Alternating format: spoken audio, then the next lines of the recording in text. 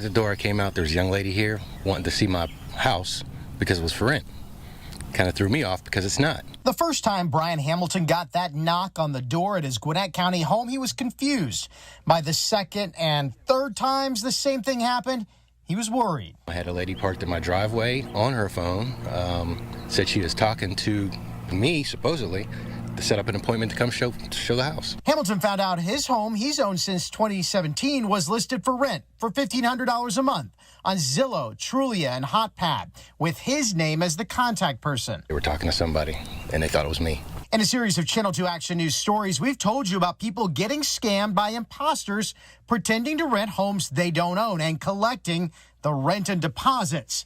Megan Llewellyn lived in a Barrow County home for a month before learning she'd been scammed. A Barrow County officer came and knocked on the door and served papers for eviction. Jeremy Kelly had to move all his belongings into a storage unit after finding out the Mableton home he'd already moved into was part of a fake rental scam. Hamilton is worried it could happen to potential renters here. I didn't want that to happen to people where they're scamming them out of money, deposits, whatever. Zillow also owns Trulia and HotPad and has now removed the listing from all three sites, telling us in a statement, quote, "Our teams monitor activity on the site in several different ways, actively screening for scam listings and preventing them from getting posted. If a listing is found to be fraudulent, it is removed from our site as quickly as possible." Thank goodness it's down now. It could pop back up again. I don't know. I'm going to be checking every day.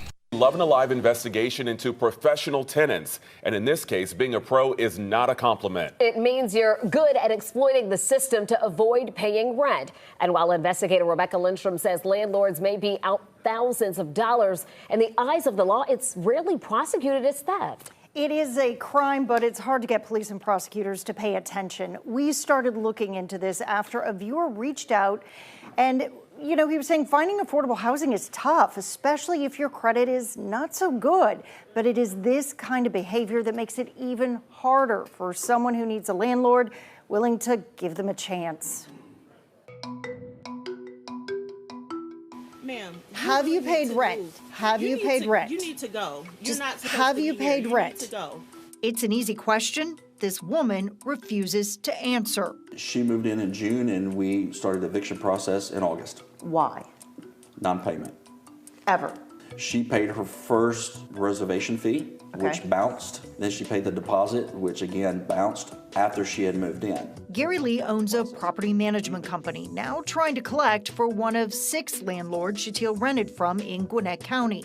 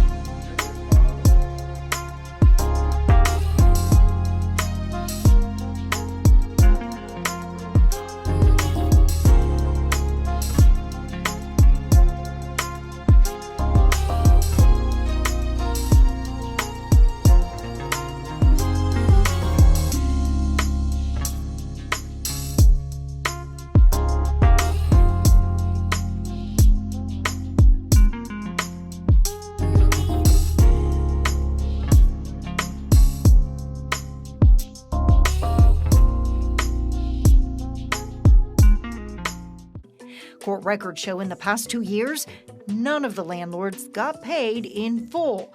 And when the money stopped, the excuses began.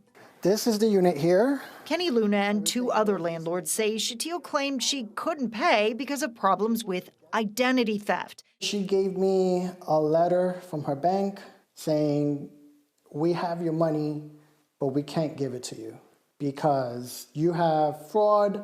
But landlords shared letters from banks they could never verify, and we discovered a notarized letter full of misinformation. But when we tried to ask Shatil about it, What are you talking about?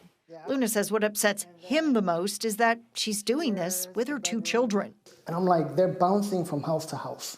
That's not a way to live. That's not stable. She works for a place that's supposed to protect children.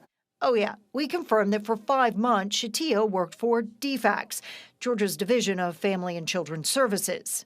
They're using the system. It's a broken system. Nobody tracks the scope of the problem, but Lee says in his 27 years of experience, about 20% of those who fall behind on their rent are doing it on purpose. And he says it's getting worse. A tenant can delay an eviction by filing a response. Any response. Shatia once simply wrote, "I am filing an answer to this case." We surveyed metro counties around metro Atlanta. Most of the courts say they can hear cases in a matter of weeks. But in Gwinnett, like many other counties, it can take up to 6 months to actually enforce the order.